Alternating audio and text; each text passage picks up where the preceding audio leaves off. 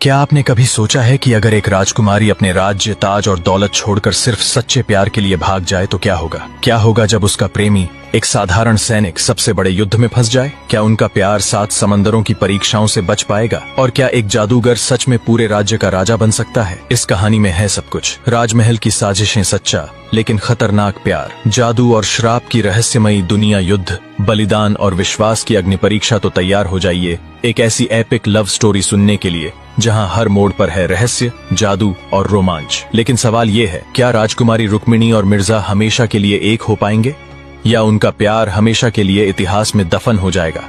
राजमहल की शान, राजकुमारी रुक्मिणी, जिससे विवाह का सपना हर राजकुमार देखता था, उसका दिल एक ऐसे शख्स पर आ गया था जिसकी हैसियत महज एक सैनिक की थी। उसका नाम था मिर्जा, और वह एक ऐसा तीरंदाज था जिसके निशाने से कोई भी नहीं बच पाता था। रुक्मिणी को मिर्जा से प्यार उसकी बहादुरी और उसकी आंखों में छिपी सादगी के कारण हुआ। यह प्रेम इतना गहरा था कि रुक्मिणी के लिए दुनिया की सारी दौलत, सारे हीरे जवाहरात और सारे राजपाट भी फीके पड़ गए थे। उनका यह बेइंतहा प्यार एक खतरनाक राज बन चुका था जिसे वे दुनिया से छुपाए हुए थीं। राजमहल की ऊंची दीवारों और अपने पिता के कड़े नियमों के बीच रुक्मिणी को अपने प्रेम का कोई भविष्य नहीं दिख रहा था। अपने दिल की बात और अपने प्रेम की सलामती के लिए उन्होंने राजा के क्रोध का सामना करने के बजाय मिर्जा के साथ कहीं दूर भाग जाने का फैसला किया। राजकुमारी रुक्मिणी और मिर्जा अपने प्रेम को बचाने के लिए महल से भाग निकले थे। वे दोनों बिना रुके तब तक चलते रहे जब तक मिर्जा पूरी तरह थककर जमीन पर गिर नहीं गया और गहरी नींद में सो गया। रुक्मिणी उसकी ओर देख रही थी, लेकिन उसके मन में सुकून की जगह डर भर रहा था। उसे लगा कि उसके पिता राजा भानु प्रताप जल्द ही उन्हें खोजते हुए यहाँ पहुंच जाएंगे। रुक्मिणी ने सोचा, अगर ऐसा हुआ तो वे हम दोनों को जान से मार देंगे। मैं यह नहीं देख सकती कि मेरे प्रेम के कारण मेरे पिता और मेरे प्रेमी के बीच युद्ध हो। उसने अपनी आंखों के सामने 2 तस्वीरों को देखा, एक तरफ उसका प्यार मिर्जा और दूसरी तरफ उसके पिता जिनसे वह बहुत प्रेम करती थी। यह सोचकर कि इन दोनों के बीच युद्ध होगा, उसका दिल कांप उठा। उसने अपने आंसुओं को पोंछा और एक ऐसा फैसला लिया जिसने उसके दिल को भी तोड़ दिया। उसने धीरे से मिर्जा की तीरंदाजी की कमान से सारे तीर निकाल लिए और उन्हें एक एक कर तोड़ दिया। वह जानती थी कि तीर ही मिर्जा की सबसे बड़ी ताकत थे, लेकिन वह यह भी जानती थी कि इन तीरों के कारण ही दोनों के बीच युद्ध हो सकता था। रुक्मिणी ने प्रेम को बचाने के लिए एक ऐसा बलिदान दिया जिसके लिए शायद उसे हमेशा पछतावा रहता। रुक्मिणी ने जैसे ही मिर्जा के तीर तोड़े, ठीक उसी पल राजा भानु प्रताप अपने सैनिकों के साथ वहां पहुंच गए। रुक्मिणी ने अपने पिता को देखा तो उनके पैरों में गिरकर उनसे मिर्जा को माफ करने की भीख मांगने लगी। वह रोती रही, गिड़गिड़ाती रही और अपने प्रेम की दुहाई देती रही, लेकिन राजा ने एक न सुनी। उनके लिए एक राजकुमारी का एक साधारण सैनिक के साथ भागना राज्य के मान सम्मान पर एक बहुत बड़ा कलंक था। राजा ने गुस्से में दोनों को बंदी बना लिया और उन्हें कारागार में डाल दिया। महल में लौटते ही मिर्जा को रुक्मिणी द्वारा अपने तीर तोड़े जाने का पता चला। उसके दिल में एक तरफ रुक्मिणी का प्रेम और दूसरी तरफ उसका धोखा था। मिर्जा और राजकुमारी रुक्मिणी को राजा ने एक अंधेरी और ठंडी कोठरी में कैद कर दिया था। हर दिन जब सूर्य ढलने लगता था, उस कैद खाने के पास एक तोता आता था और एक अजीब सा गीत गाता था। उसकी आवाज में दर्द था और वह बार बार एक ही बात कहता था, पहले मैं राजा था, अब मैं भिखारी हूँ, इसमें मेरा क्या दोष है? रुक्मिणी और मिर्जा दोनों इस तोते की आवाज सुनकर हैरान थे। रुक्मिणी सोचती थी कि यह तोता कौन है और क्यों ऐसी बातें कह रहा है। क्या इस तोते का उनकी कहानी से कोई संबंध है? राजकुमारी ने जब रोटी का टुकड़ा उस तोते की तरफ बढ़ाया तो वह हैरान रह गई। वह तोता रोटी खाकर राजकुमारी के पास बैठ गया और कहने लगा, रानी, मैं एक राजा था, मेरा नाम इंद्रसेन था, मेरे पास सब कुछ था, राजमहल, सैनिक और एक सुंदर रानी। मेरे पास सब कुछ था सिवाय प्रेम के। राजकुमारी रुक्मिणी के रोटी देने पर तोते ने बताया कि वह एक राजा था। उसने अपनी कहानी जारी रखी, मेरे पास कई रानियां थीं, लेकिन मेरी सबसे प्रिय रानी मुझसे नहीं बल्कि महल में आए एक जादूगर से प्रेम करने लगी थी। वह जादूगर महल में अपना हुनर दिखाने आया था। तोते ने रुक्मिणी से कहा, मेरी रानी जादूगर से मिलती थी और सिर्फ प्रेम ही नहीं, उससे तरह तरह के जादू भी सीखती थी। तोते की बात सुनकर रुक्मिणी हैरान रह गई। वह आगे कहने लगा, वह रानी जादूगर के साथ मिलकर कई अजीबोगरीब जादू सीख गई थी।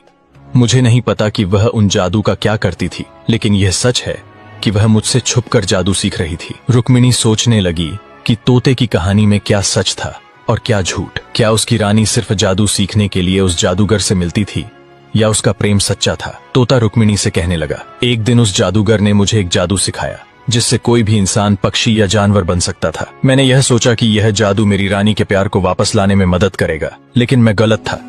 उस जादूगर ने मुझे कभी यह नहीं बताया कि वापस इंसान कैसे बना जा सकता है। एक दिन जब मैं यह जादू सीख रहा था तो मेरी रानी और उस जादूगर ने मुझे कैद कर दिया। तोते की आंखों में आंसू थे। वह आगे कहने लगा, जब मैं कैद से आजाद हुआ तो मुझे पता चला कि उस जादूगर ने मेरी रानी को भी धोखा दिया था। उसने मेरी रानी को जादू से वश में कर लिया था और वह सिर्फ जादू सीखने के लिए उस जादूगर के पास जाती थी। मिर्जा तोते से पूछा, आप कहाँ के राजा थे? तोते ने रुक्मिणी और मिर्जा को देखकर कहा, तुम जिस कैदखाने में हो मैं इसी राज्य का राजा हूँ। मेरा महल, मेरी दौलत और मेरा सब कुछ मुझसे छीन लिया गया था। उसकी बात सुनकर मिर्जा और रुक्मिणी चौंक गए। मिर्जा हिरजा ने पूछा, आप इसी राज्य के राजा हैं? तो फिर आप तोता कैसे बन गए? तोता कहने लगा, मैं जादू का शिकार हो गया था, लेकिन अगर मैं फिर से मनुष्य बन जाऊं तो मैं तुम दोनों को आजाद कर दूंगा। लेकिन यह कैसे होगा मुझे नहीं पता। मैं सिर्फ इतना जानता हूँ कि मैं एक दिन फिर से राजा बनूंगा। मिर्जा और रुक्मिणी के पास अब एक नई उम्मीद थी। क्या तोता सच में इस राज्य का राजा था?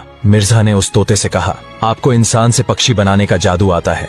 अगर आप चाहें तो हम दोनों आपकी मदद कर सकते हैं। मिर्जा की बात सुनकर तोता हैरान हो गया। मिर्जा ने आगे कहा, आप हमें पक्षी बना दीजिए, हम इस कैद से आजाद हो जाएंगे और आपकी मनुष्य बनने की दवाई ढूंढ निकालेंगे। तोता थोड़ा घबराया, लेकिन अगर इंसान बनने का उपाय न मिला तो तुम दोनों भी हमेशा के लिए पक्षी बन जाओगे, इसमें खतरा है। रुक्मिणी ने मिर्जा की ओर देखा। मिर्जा ने जवाब दिया, हमें अपनी जान से ज्यादा हमारा प्यार अजीज है, हम यह जोखिम लेने को तैयार हैं। क्या तोता मिर्जा और रुक्मिणी को पक्षी बना देगा? और क्या वे कभी इंसान बन पाएंगे? तोते ने रुक्मिणी और मिर्जा की बात मान ली। उसने अपनी जादुई शक्तियों का इस्तेमाल किया और पलक झपकते ही रुक्मिणी और मिर्जा को दो खूबसूरत पक्षियों में बदल दिया। दोनों अपनी नई काया में एक दूसरे को देखकर हैरान थे। तोते ने उन्हें उड़ना सिखाया और कहा, तुम्हारे पास बहुत कम समय है, अगर तुम इंसान बनने का उपाय नहीं ढूंढ पाए तो हमेशा के लिए पक्षी बने रहोगे। मिर्जा और रुक्मिणी ने एक दूसरे को देखा और आसमान में उड़ चले। उन्हें उम्मीद थी कि वे जादू का इलाज ढूंढ लेंगे और अपनी प्रेम कहानी को पूरा करेंगे। पक्षी बने मिर्जा और रुक्मिणी ने उड़कर महल के ऊपर से रानी की निगरानी करना शुरू कर दिया। वे हैरान थे कि रानी हर पल एक अजीब सी बेबसी में रहती थी। अचानक रुक्मिणी ने महल के सिंहासन पर बैठे राजा को देखा। उसे राजा की चाल ढाल और आंखें कुछ अजीब लगीं।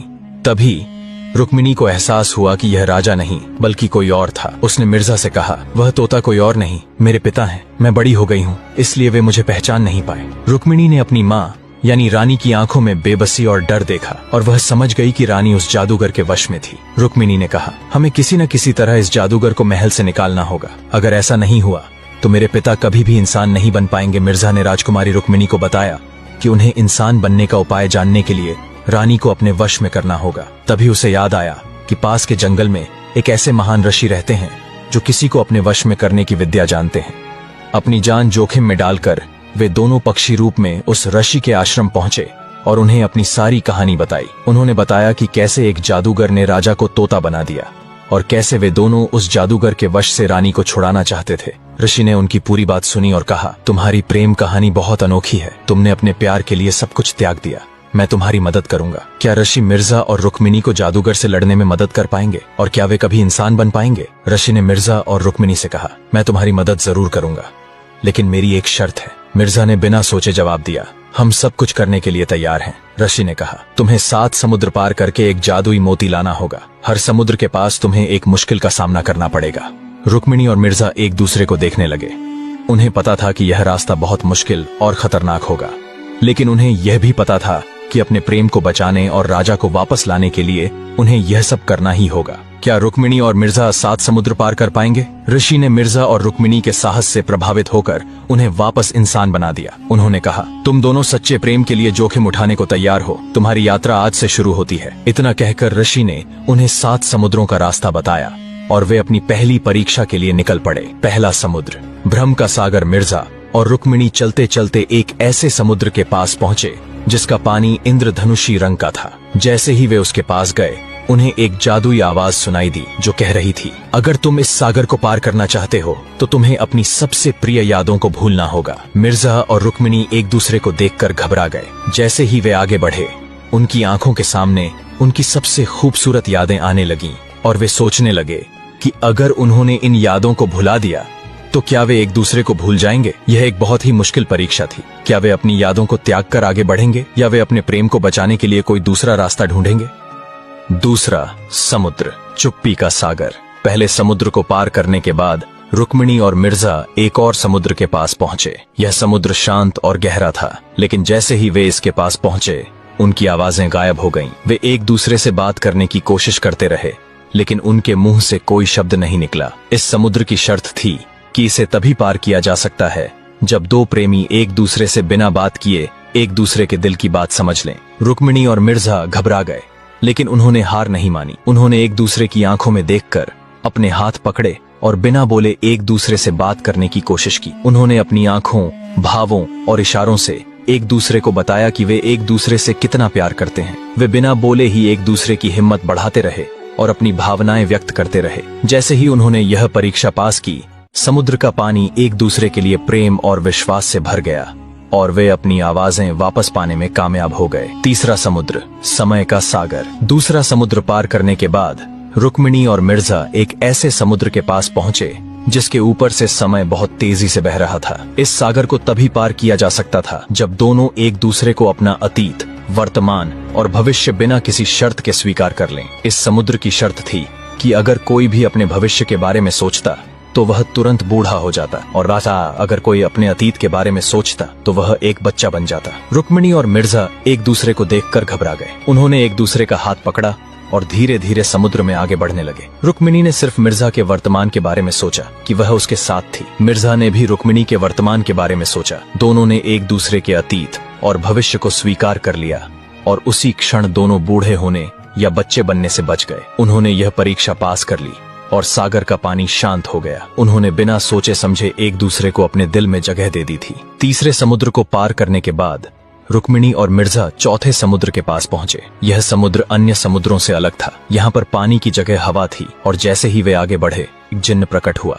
जिन्न ने दोनों से कहा, मैं तुम्हें इस सागर को तभी पार करने दूंगा जब तुम मेरे 3 सवालों के सही जवाब दोगे। मिर्जा और रुक्मिणी ने एक दूसरे को देखा और सवाल सुनने के लिए तैयार हो गए। जिन्न ने पहला सवाल पूछा, एक राजा के लिए क्या ज्यादा जरूरी है, उसकी दौलत या उसकी प्रजा? मिर्जा ने जवाब दिया, एक राजा के लिए उसकी दौलत नहीं बल्कि उसकी प्रजा सबसे ज्यादा जरूरी है, क्योंकि अगर प्रजा ही नहीं होगी तो राजा किस पर राज करेगा। जिन्न ने दूसरा सवाल पूछा, प्रेम क्या है? रुक्मिणी ने जवाब दिया, प्रेम वो एहसास है जो दिल से होता है। यह 2 लोगों को एक दूसरे से जोड़ता है। जिन्न ने तीसरा सवाल पूछा, तुम दोनों में कौन ज्यादा शक्तिशाली है? मिर्जा और रुक्मिणी ने एक दूसरे को देखा। मिर्जा ने कहा, हमारी ताकत हमारे प्रेम में है। जिन्न ने दोनों के जवाब सुनकर मुस्कुराया और कहा, तुम दोनों ने अपनी प्रेम और समझ से मुझे हरा दिया। अब तुम दोनों इस सागर को पार कर सकते हो। पांचवां समुद्र, भय का सागर। चौथे समुद्र को पार करने के बाद रुक्मिणी और मिर्जा एक ऐसे सागर के पास पहुंचे जो अपनी सतह पर हर उस चीज को दिखाता था जिससे वे सबसे ज्यादा डरते थे। यह भय का सागर था और इसे पार करने का एक ही रास्ता था, अपने डर का सामना करना। जैसे ही वे पानी में उतरे, रुक्मिणी को अपने पिता का क्रोधित चेहरा दिखाई दिया, जिन्होंने गुस्से में कहा, तुमने मेरे राज्य के सम्मान को ठेस पहुंचाई है। दूसरी तरफ मिर्जा को रुक्मिणी के तीर तोड़ने की घटना याद आई और उसे डर लगा कि कहीं रुक्मिणी ने उसे धोखा तो नहीं दिया। लेकिन उन्होंने एक दूसरे का हाथ नहीं छोड़ा। उन्होंने महसूस किया कि उनका प्रेम उनके डर से कहीं ज्यादा मजबूत है। रुक्मिणी ने अपने पिता के प्रति अपने प्यार पर ध्यान केंद्रित किया और मिर्जा ने रुक्मिणी के प्रति अपने विश्वास पर। धीरे धीरे उनके डर का साया हटता गया और वे उस सागर को पार करने में कामयाब रहे। छठा समुद्र, लालच का सागर। पांचवें समुद्र को पार करने के बाद रुक्मिणी और मिर्जा छठे समुद्र के पास पहुंचे। यह समुद्र चमकते हुए हीरे, सोने और दौलत से भरा हुआ था। इसे लालच का सागर कहते थे। इस सागर को पार करने की शर्त थी कि दोनों को अपनी इच्छाओं को काबू में करना था। अगर वे किसी भी चीज के लालच में पड़ते तो वे वहीं फंस जाते। जैसे ही वे आगे बढ़े, रुक्मिणी को राजा के महल में रहने की सारी सुख सुविधाएं याद आईं। मिर्जा को भी अपनी सारी दौलत, मान सम्मान और पद प्रतिष्ठा याद आई। लेकिन उन्होंने एक दूसरे का हाथ नहीं छोड़ा। उन्होंने अपनी आंखों को बंद कर लिया और सिर्फ एक दूसरे के बारे में सोचा कि वे एक दूसरे के लिए सब कुछ त्याग सकते हैं। उनके प्रेम की ताकत ने उन्हें लालच से दूर रखा और वे उस सागर को पार करने में कामयाब रहे। सातवां समुद्र, प्रेम की अग्नि परीक्षा। छठे समुद्र को पार करने के बाद रुक्मिणी और मिर्जा एक ऐसे सागर के पास पहुंचे जो जल रहा था। यह प्रेम की अग्नि परीक्षा थी। इस सागर को तभी पार किया जा सकता था जब दोनों एक दूसरे पर पूरा भरोसा करते। अगर किसी को भी थोड़ा भी शक होता तो वे आग में जलकर राख हो जाते। मिर्जा को रुक्मिणी द्वारा उसके तीर तोड़ने का वाकया याद आया। रुक्मिणी को भी अपने पिता का क्रोधित चेहरा याद आया। दोनों के मन में एक क्षण के लिए शक